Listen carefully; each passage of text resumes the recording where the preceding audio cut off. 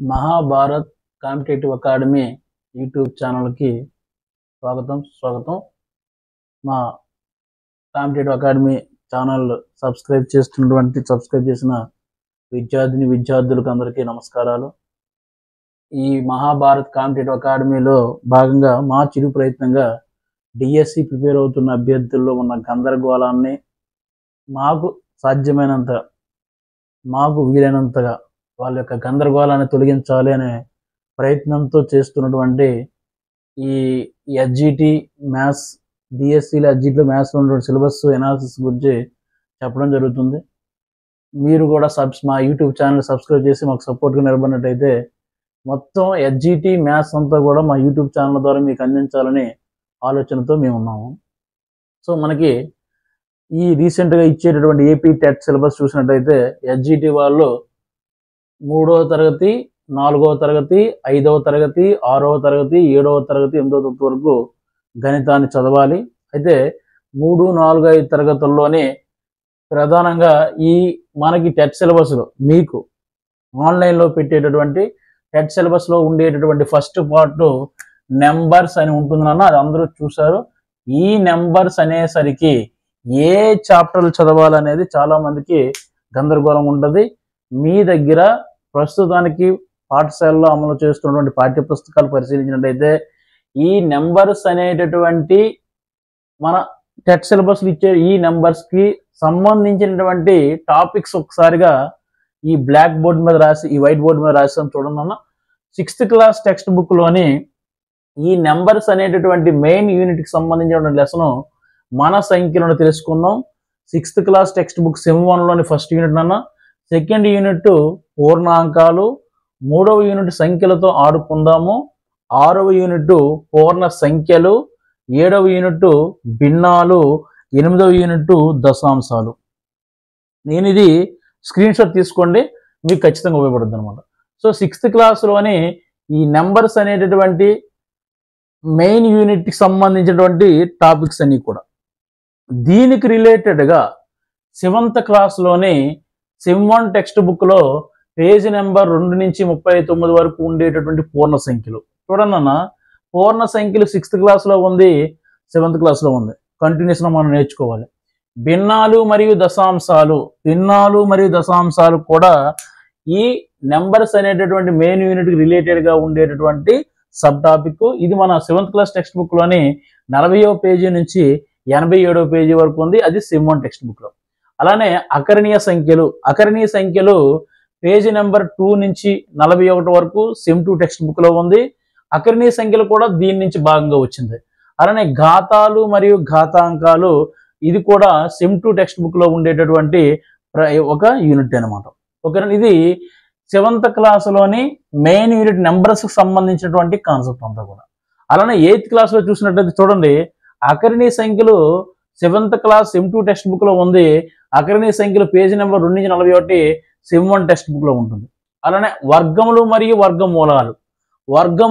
వర్గమూలాలు అనేది నెంబర్స్కి సంబంధించినటువంటి మంచి కాన్సెప్ట్ అన్న, చాలా ఇంపార్టెంట్ వస్తుంది.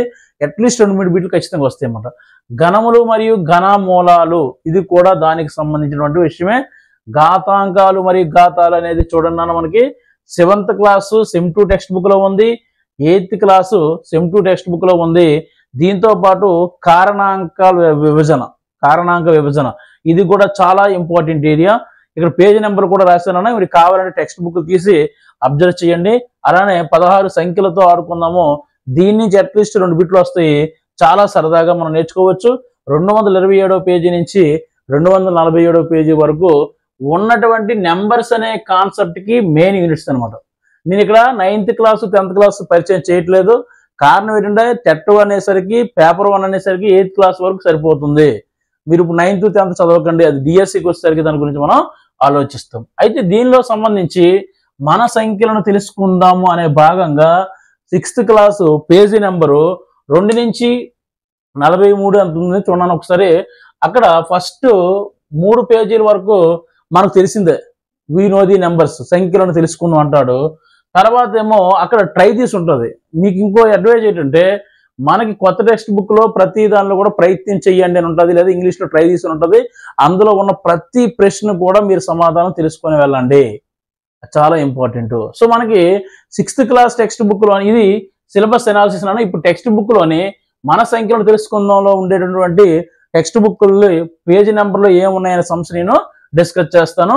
దీనికి రిలేటెడ్గా మొత్తం అన్ని కూడా మనం డిస్కస్ చేస్తాను. చూడండి, ఇప్పుడు 6th క్లాస్లో సంఖ్యలను గురించి తెలుసుకుందాము. ఫస్ట్ యూనిట్ పేజ్ నెంబర్ 2 నుంచి 39 మీ టెక్స్ట్ బుక్లో అబ్జర్వ్ చేయండి, కొత్త టెక్స్ట్ బుక్లో. అందులో మనకి పేజీ నెంబర్ 5లో ప్రయత్నించండి అన్నాడు. మీరు ప్రతి వరుసలో పెద్ద మరియు చిన్న సంఖ్యలను తక్షణమే కనుగొనగలరా? చాలామంది మ్యాథ్స్ బ్యాక్గ్రౌండ్ అబ్బాయిలు ఇదేంటి చిన్న విషయాలు చెప్తాండ్రు అని అనుకోవచ్చు, కానీ ఎస్జిటి అనేసరికి ఎంపీసీ స్ట్రీమ్ అబ్బాయిలు రాస్తారు, బైపీసీ స్ట్రీమ్ అబ్బాయిలు రాస్తారు, అలానే హెచ్ఈసి స్ట్రీమ్ అన్ని రకాల సబ్జెక్టు కలిపి వ్యక్తులు ఇంటర్ అయిన తర్వాత చేసుకునే ట్రైనింగ్ కనుక అందరూ మిక్సింగ్ అయి ఉంటారు. గణితంలో చేసే వాళ్ళకి కొంచెం ఉండొచ్చు ఇది చాలా ఈజీ అని, కానీ ముందు కనిపిస్తుంది ఈ సినిమా ఏంటని. సో చూడండి, నన్ను ఇందులోనే పెద్ద మరియు చిన్న సంఖ్య తక్షణమే కనుగొనాలని ఎందుకు చెప్తానంటే ఇది ఆల్రెడీ ప్రీవియస్ జగన్ నిర్వహించేటట్లు కూడా సమస్యలు ఉన్నాయి, కావాలని చూడండి ఒకసారి. ఇక్కడ చూడగానే టైం వేస్ట్ చేయకుండా పెట్టాలి. పెద్ద సంఖ్య ఏది, చిన్న సంఖ్య ఏది? 382, 4972, 18, 5, 59, 785, 750. కన్ఫ్యూజ్ అవ్వకుండా పెద్ద మరియు చిన్న సంఖ్యను తక్షణమే కనుగొనగలరు అనగానే ఎక్కువ డిజిట్స్ ఏవైతే ఉన్నాయో అదే పెద్ద సంఖ్య, ఒక లాజిక్. తక్కువ సంఖ్యలు ఏవైతే ఉన్నాయో అదే చిన్న సంఖ్య. అంటే 59,785 అనేసరికి మనకి 5 డిజిట్స్ ఉన్నాయి కనుక కళ్ళు మూసుకొని పెట్టుకోవచ్చు పెద్దని. అది అన్నిటిలో ఇంప్లిమెంట్ అవుతుందంటే అవ్వదు, చెప్తాను. ఎక్కడ ఇంప్లిమెంట్ అవ్వదో చెప్తాను. తక్కువ డిజిట్స్ ఉన్న చూడండి అన్న, 382 అంటే 3 డిజిట్లు ఉన్నాయి, 4,972 అంటే 4 డిజిట్లు ఉన్నాయి, 18 అంటే 2 డిజిట్లు ఉన్నాయి, 59,785 అంటే 5 డిజిట్లు ఉన్నాయి, 750 అంటే 3 డిజిట్లు ఉన్నాయి. సో 5 డిజిట్లు ఉండేదేమో పెద్ద సంఖ్య, 2 డిజిట్లు ఉండేదేమో చిన్న సంఖ్య. ఇక్కడ చూడండి, 14,000 అంటే 1,473 అంటే 4 డిజిట్లు, 89,423 అంటే 5 డిజిట్లు, 100 అంటే 3 డిజిట్లు, 5,000 అంటే 4 డిజిట్లు, 310 అంటే 3 డిజిట్లు. పెద్ద సంఖ్య క్లియర్ తెలిసి చూడండి, ఇక్కడ 5,000 4 డిజిట్లు, 89,423 5 డిజిట్లు. ఓకే, నో డౌట్ పెద్ద సంఖ్య. చిన్న సంఖ్య కావాలి, చిన్న సంఖ్య కావాలనేసి క్వశ్చన్ మార్క్ చూడండి. 100 అంటే 3 డిజిట్లు, 310 అన్నా 3 డిజిట్లే. సో చిన్న సంఖ్య అనేసరికి డౌట్ వస్తుంది. 3 డిజిట్లు అనగానే మ్యాథ్స్ చెప్పినప్పుడు 3 డిజిట్లు అయినప్పుడు కూడా ఎందులో చిన్న సంఖ్య కావాలనుకునేటప్పుడు మనకి స్థాన విలువలు అనే పరిచయం చేయాలి. అది జనరల్గా 4వ తరగతిలో పరిచయం చేస్తారు. ఇది 1లో స్థానము, 10లో స్థానము, 100లో స్థానము, 1లో స్థానము, 10లో స్థానము, 100లో స్థానము. 3 డిజిట్లు ఉన్నాయంటే 100లో స్థానం. 100లో స్థానంలో ఎక్కడైతే చిన్న సంఖ్య ఉందో 3 డిజిట్స్ ఉండే నెంబర్లన్నీ అబ్జర్వ్ చేయాలి. 100లో స్థానంలో ఎక్కడైతే చిన్న డిజిట్ ఉందో అది చిన్న సంఖ్య, నో డౌట్. కళ్ళు మూసుకుని ఆన్సర్ చేయొచ్చు. చిన్న సంఖ్య అంటే 1 ఉందా, 1 చిన్న సంఖ్య అంటే మళ్ళీ లేదు, 0 ఉందంటే మనకు వాల్యూ లేదు. ఇక్కడ చూడండి అన్న, ఇక్కడ 3 వస్తాం చూడండి. 1834 4 డిజిట్లు, 75,284 5 డిజిట్లు, 111 3 డిజిట్లు, 2,333 4 డిజిట్లు, 450 3 డిజిట్లు. అయితే ఇక్కడ పెద్ద సంఖ్య అనేసరికి క్లియర్గా తెలిసిపోతుంది 5 డిజిట్లు అనేసరికి. చిన్న సంఖ్య అనేసరికి చూడన్నా 3 డిజిట్ల నెంబరు 451 ఉంది, 111 ఉంది. సమానమైన డిజిట్లు ఉండేటప్పుడు ఏం చేయాలి మనం? 100లో స్థానం. 3 డిజిట్లు అంటే 1లో స్థానము, 10లో స్థానము, 100లో స్థానము. 100లో స్థానంలో చిన్న సంఖ్య ఏదైతే ఉందో అదే మనకి చిన్న సంఖ్య, 111. ఓకే, నెక్స్ట్ చూడన్నా 2,853 4 డిజిట్లు, 7,691 4 డిజిట్లు, 9,999 4 డిజిట్లు, 12,002 5 డిజిట్లు, 124 3 డిజిట్లు. చూసారా, అబ్జర్వ్ చేయండి. ఉదాహరణ అలా మారే కొలది డెప్త్ పెరిగింది. ఎందుకంటే ఇక్కడ పెద్ద సంఖ్య అనేసరికి ఇది 4 డిజిట్లు, ఇది 4 డిజిట్లు, ఇది 4 డిజిట్లే, 12,002 5 డిజిట్లు. So this is the biggest number, పెద్ద సంఖ్య. చిన్న సంఖ్య అనేసరికి క్లియర్గా చూడండి అన్న, ఇవన్నీ 3 డిజిట్లు, కానీ 124 చిన్న సంఖ్య కనుక ఇది చిన్న సంఖ్య, 3 డిజిట్లు గల నెంబర్ అనమాట. సో ఇలాంటి దీని మీద ఒక బిట్ వస్తుంది. ఇది మనకి పేజీ నెంబర్ 5లో ప్రయత్నించడం ఉన్నది. ఒక్కసారి చూడండి, మ్యాథ్స్ విద్యార్థులు కూడా నేను చెప్పేది ఒకటే, బై ఎక్స్పీరియన్స్ చెప్తాను. నేను మ్యాథ్స్ వన్ కదా నేను చేసేస్తున్నాను మాత్రం అహంకారంతో వెళ్ళకండి. టెక్స్ట్ బుక్లో ఉన్న ప్రతి అభ్యాసాన్ని ఒకసారి చూడండి. అది మీకు ఆల్రెడీ వచ్చే ఉంటుంది. దాన్ని ఈజీగా తక్కువ సమయంలో ఎలా చేయాలనేది ఆలోచించుకొని ఎగ్జామ్ ప్రిపేర్ అయ్యాలండి. ఖచ్చితంగా మంచి స్కోర్ అనేది మనకి వస్తుందన్న. నెక్స్ట్ పేజీ గురించి మాట్లాడదాం. చూడన్న, 6th క్లాస్ టెక్స్ట్ బుక్లో పేజీ నెంబర్ 7లో ప్రయత్నించడంలో భాగంగా నెక్స్ట్ మోడల్ ఇచ్చిన సంఖ్యలను పునరావృతం కాకుండా మన మేధావులు ఇక్కడ ఐడెంటిఫై చేయాలి. పునరావృతం కాకుండా పునరావృతం అయ్యే విధంగా కూర్చుని కానీ చదవడం తేడా చేసేవాడిని బతుకు బస్టాండ్ అయిపోయినట్టే. పునరావృతం కాకుండా ఉపయోగించి అతిపెద్ద మరియు అతి చిన్న 4 అంకెల సంఖ్యలను తయారు చేయండి. ఇక్కడ చూడండి అన్న, పునరావృతం కాకుండా అన్నాను అంటే ఆన్సర్ ఒకటి వస్తుంది. పునరావృతం అయ్యే విధంగా, పునరావృతం కాకుండా పునరావృతం అయ్యే విధంగా, పునరావృతం అయ్యే విధంగా. ఇక్కడ పునరావృతం కాకుండా అతి పెద్ద సంఖ్య కావాలి అంటే మన దగ్గర ఎన్ని డిజిట్స్ ఇచ్చాడు వాడు? 4 డిజిట్లు ఇచ్చాడు. పెద్ద సంఖ్య కావాలంటే పెద్ద డిజిట్ తీసుకో. ఇక్కడ 4 డిజిట్లు అంటే ఖచ్చితంగా థౌజండ్స్లో రావాలి. 7. పునరావృతం కాకుండా అన్నాడంటే 7ని రేగాన్ని మళ్ళీ నువ్వు వాడకూడదు. వాడకూడదు అంటే 7 మళ్ళీ ఇంకోసారి రాకూడదు. మరి పెద్ద సంఖ్య కావాలంటే 7 తర్వాత ఉండేటటువంటి చూడన్నా, ఇక్కడ పెద్ద డిజిట్ పెద్ద నెంబర్ ఎవరున్నారు? 8 ఉంది. 8 తర్వాత పెద్ద డిజిట్ ఎవరున్నారు? రిపీట్ అవ్వకూడదు అంటే 8 మరి వాడకూడదు. 8 తర్వాత ఉండే రిపీట్ ఎవరున్నారు? 7 ఉంది. తర్వాత ఉండే ఎవరున్నారు? 4 ఉంది. తర్వాత 2 ఉంది. సార్ ఇది ఎలా రాసేటప్పుడు అంటే చిన్నది మనకు 4th క్లాస్లోని ఆరోహణ క్రమం అవరోహణ క్రమం చెప్తారు. అలాగా పెద్ద సంఖ్య అంటే పెద్ద దాని నుంచి చిన్నదానికి రాసేయండి. సింపుల్గా పెద్ద సంఖ్య నుంచి చిన్న సంఖ్యకు అంటే పెద్ద డిజిట్ నుండి చిన్న డిజిట్కి రాసుకొచ్చేయండి. ఇప్పుడు పునరావృతం కాకుండా. మరి పునరావృతం అయ్యే విధంగా అంటే 8ని ఎన్నిసార్లు వాడుకోవచ్చు? పెద్ద సంఖ్య కావాలి అంటే 8ని ఎన్నిసార్లు వాడుకోవచ్చు అంటే 4 డిజిట్లో కూడా 4 8 వాడుకోవచ్చు అనమాట. సో పునరావృతం అయ్యే విధంగా అయితే పెద్ద సంఖ్య ఇదవుతుంది, పునరావృతం కాకుండా అంటే అయితే ఇది అవుతుంది అనమాట. మరి చిన్న సంఖ్య కావాలి. చిన్న సంఖ్య కావాలంటే ఇచ్చిన డిజిట్లో చిన్న డిజిట్ ఎవరన్నా 2 తర్వాత ఉండేది ఇప్పుడు ఇది అవరోహణ క్రమం అంటాం. అంటే పెద్దదాన్ని చిన్నదానికి, చిన్నదాన్ని పెద్దదానికి వెళ్ళడము 2 4 7 8. So this is the smallest number. అంటే ఇది చిన్న సంఖ్య, ఇది పెద్ద సంఖ్య. మరి పునరావృతాన్ని ఇంప్లిమెంట్ చేస్తే పరిస్థితి ఏంటి? చిన్న డిజిట్లన్నీ వచ్చేస్తాయి అనమాట. ఇది దీని ఆన్సర్ అనమాట. సో ఇక్కడ పునరావృతం కాకుండా పునరావృతం అయ్యే విధంగానే దాన్ని నువ్వు పరిశీలించాలి. పరిశీలించిన తర్వాత మాత్రమే ఇచ్చిన 4 డిజిట్లలోని పెద్ద సంఖ్య అంటే పెద్ద డిజిట్ నుంచి రాసుకుంటూ వెళ్ళిపో, చిన్న సంఖ్య అంటే చిన్న డిజిట్ నుంచి రాసుకుని వెళ్ళిపో. పునరావృతం రిపిటేషన్ ఎలిజిబుల్ ఉంది మనకన్నా. ఏంటంటే ఈ రిపిటేషన్కి వాళ్ళు అవకాశం ఇచ్చారు, ఛాన్స్ ఇచ్చారు అనుకుంటే పెద్ద సంఖ్య అలాగా రిపీట్ అయిపోతుంది. చిన్న సంఖ్య అంటే చిన్న సంఖ్య డిజిట్ రిపీట్ అయిపోతుంట. 9741లోని పునరావృతం కాకుండా నో రిపిటేషన్. నో రిపిటేషన్ అంటే అవకాశం లేదు, అంటే పునరావృతం అవడానికి అవకాశం లేదంటే ఇందులో పెద్ద సంఖ్య కావాలంటే పెద్ద డిజిట్ 9. 9 తర్వాత ఉండే పెద్ద డిజిట్ ఎవరన్నా 7. తర్వాత ఉండే డిజిట్ ఎవరు? 4. తర్వాత ఉండే డిజిట్ ఎవరు? 4. అంటే 9741 అనేది పెద్ద సంఖ్య. చిన్న సంఖ్య కావాలంటే చిన్న డిజిట్ నుంచి అనమాట. 1 4 7 9. ఇప్పుడు ఇది no repetition. In case repetition chance ఉంది అనుకోనన్నా, పెద్ద సంఖ్య కావాలి డబల్ లైన్ అంటే రిపిటేషన్, చిన్న సంఖ్య కావాలి 1. దట్స్ ఆల్ అంతే. ఇప్పుడు చెప్తా చూడండి, ఇక్కడ లాజిక్ చూడండి. 4750 రిపిటేషన్కి ఛాన్స్ ఉంది.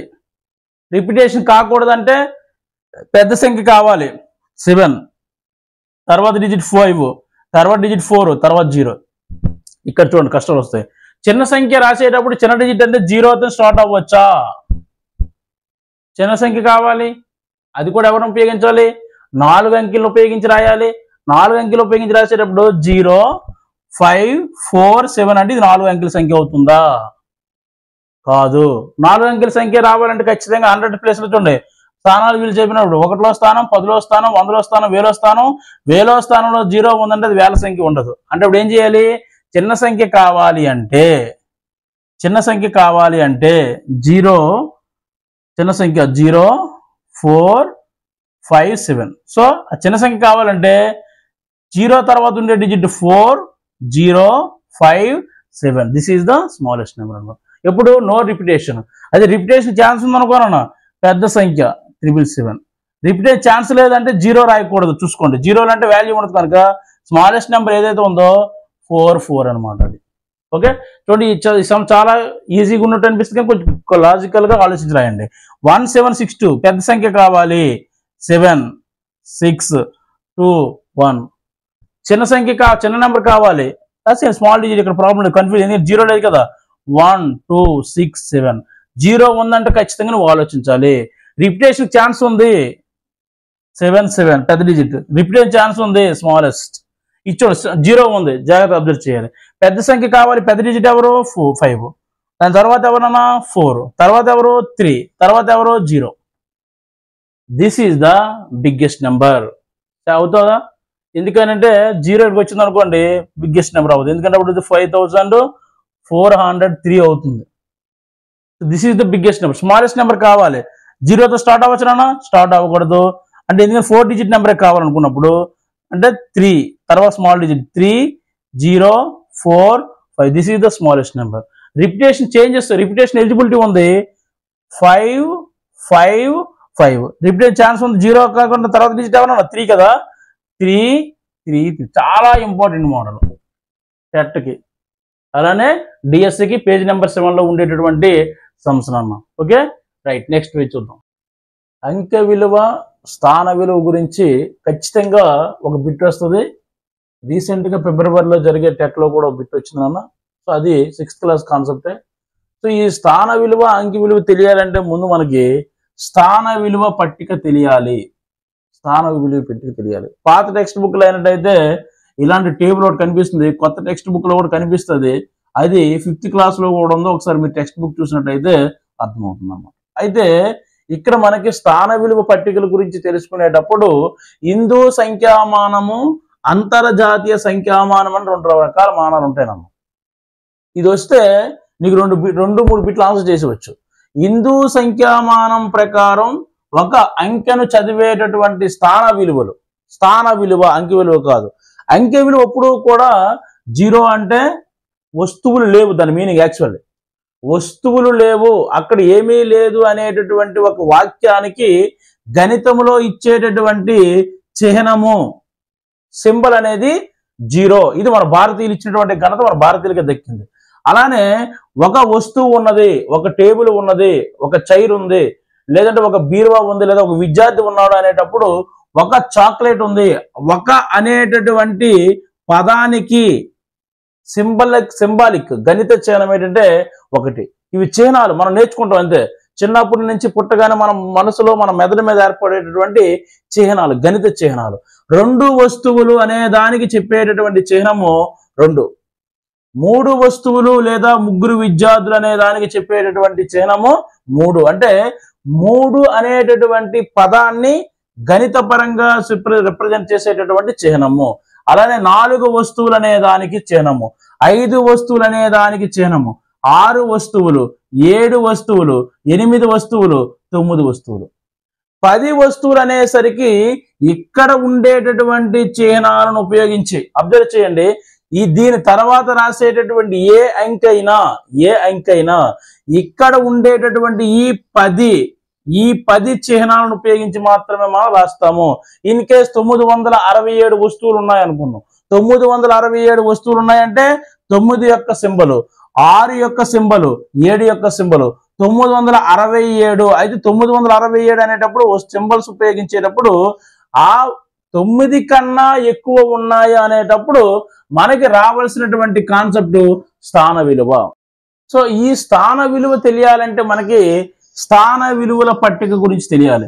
ఈ స్థాన విలువ పట్టికల గురించి చదివేటప్పుడు మనం ఓన్లీ భారతదేశంలోని ఈ స్థాన విలువను చదివేటటువంటి పట్టిక చూసినట్టయితే దాన్ని మనం హిందూ సంఖ్యామానం అంటాము. హిందూ అంటే హిందువులను కూడా ఆలోచించచ్చు, లేదంటే మనది హిందూ దేశం అంటారు. అది హిస్టరీలో ఉన్నటువంటి కాన్సెప్ట్, అది మనకు అనవసరం.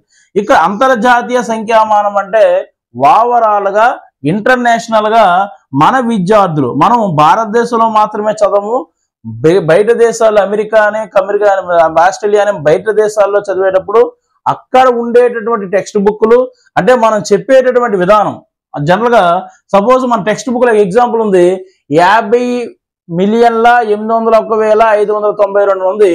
ఇదే నెంబరును హిందూ సంఖ్యామానంలో చెప్పేటప్పుడు మన భారతీయులకు అర్థం అవుద్ది.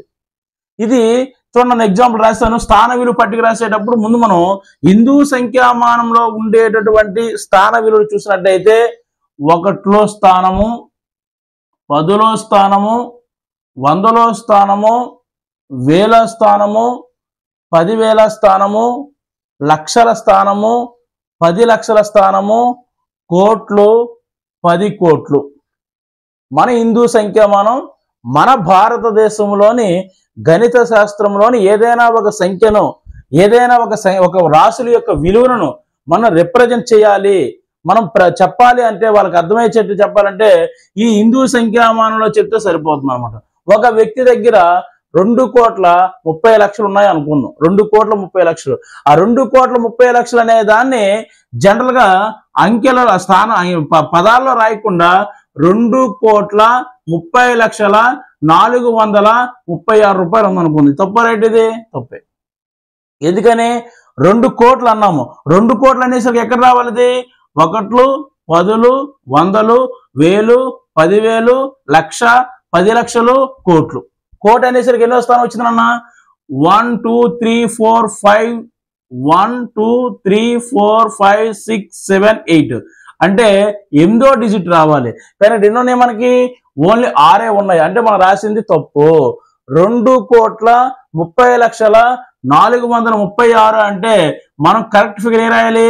చూడమ్మా, 1 10 100, 1 10 100, 1000, 10,000. చూడండి మనం ఏం రాస్తున్నాం అంటే 2,30,00,000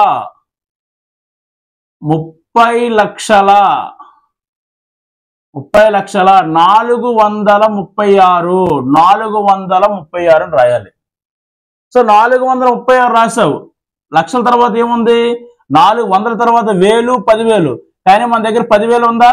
లేదు కనుక 0 వేసుకున్నాం. తర్వాత ఏమైనా 30 లక్షలు. 30 లక్షలు అంటే లక్షల్లోకి వచ్చాం. 30 లక్షలు 2 కోట్లు. 2 కోట్లు అంటే 2,30,00,436 అంటే ఇది కరెక్ట్ ఫిగర్ అనమాట. 2 కోట్ల 1వ స్థానంలో 6 ఉంది, 10వ స్థానంలో 3 ఉంది, 100వ స్థానంలో 4 ఉంది. ఓకే. 1000 స్థానం మన దగ్గర లేదు, 0. 10,000 స్థానం లేదు, 0.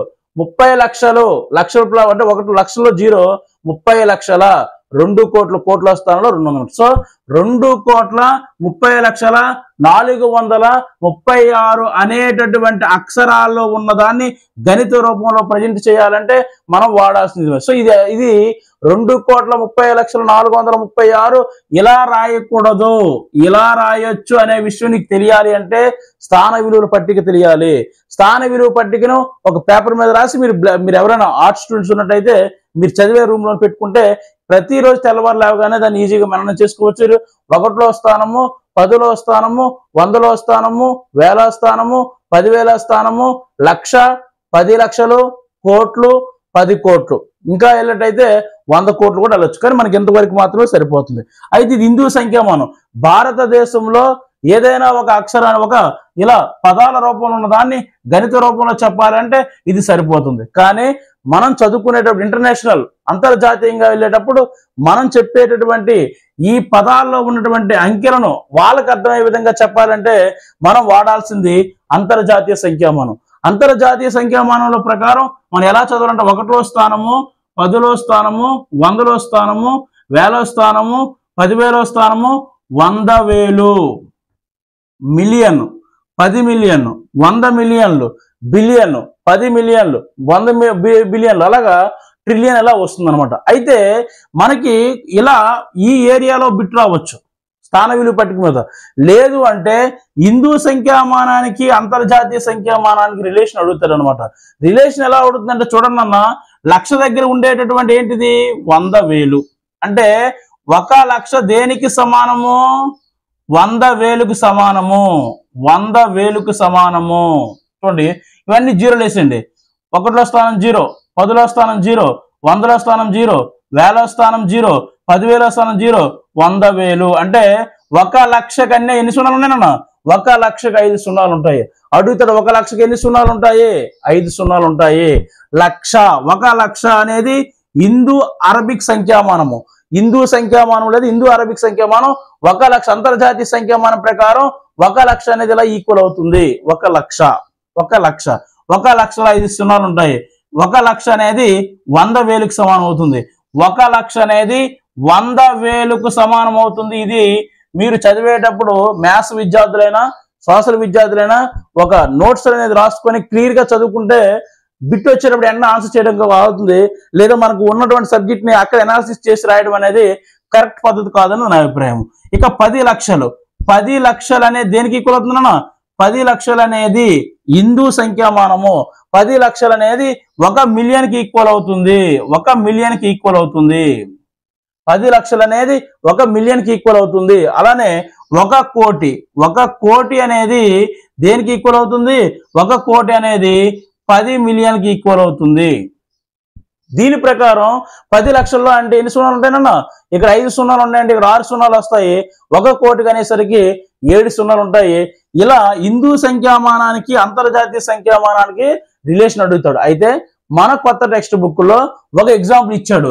ఇక్కడ 50, 801, 591 నెంబర్ ఇచ్చి దాన్ని హిందూ సంఖ్యామానం ప్రకారం చదవాలి, అంతర్జాతీయ సంఖ్యామానం ప్రకారం చదవాలి. సో అయితే ఇక్కడ కామాలు పెట్టాను నేను, అబ్జర్వ్ చేశారు లేదు. అయితే మనం కామాలు యూజ్ చేయడం ద్వారా హిందూ సంఖ్యామానాన్ని అంతర్జాతీయ సంఖ్యామానాన్ని ఈజీగా మనం చదవచ్చు.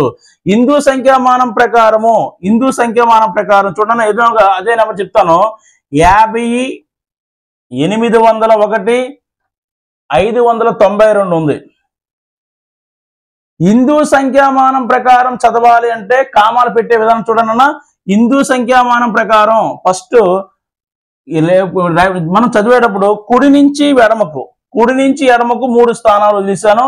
తర్వాత ప్రతి 2 స్థానాలకు పెట్టుకుంటూ వెళ్ళాలి. కుడి నుంచి ఎడమకు అంటే ఈ డైరెక్షన్ లో కుడి నుంచి ఎడమకు ఫస్ట్ 3 స్థానాలు. అలానే ఇది హిందూ సంఖ్యామానంలో కామాలు పెట్టే విధానం. ఈ కామాలు పెట్టినట్టయితే మనకి ఈజీగా చదవడం అవుతుంది. అదే అంతర్జాతీయ సంఖ్యామానం